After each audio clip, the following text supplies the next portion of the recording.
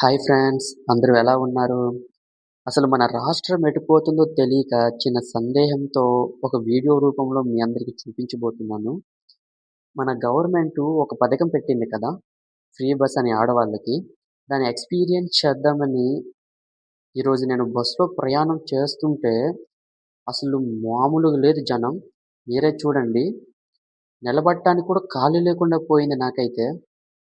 అందరూ ఆడవాళ్ళే. అసలు మగవాళ్ళైతే చాలామంది లేరు. తక్కువ మందే ఉన్నారు. కానీ కనీసం వాళ్ళలో కొంచెమైనా పాజిటివ్ టాకింగ్స్ కూడా రావట్లేదు.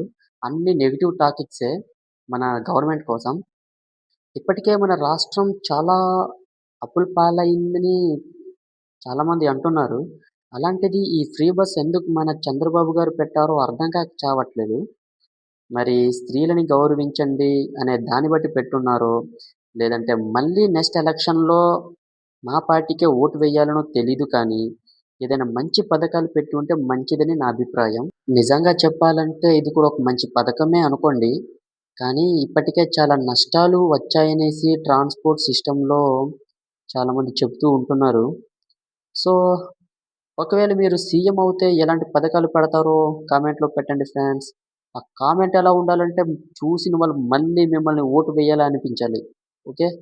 By friends. మళ్ళీ ఇంకో వీడియోతో కలుద్దాం. Bye bye.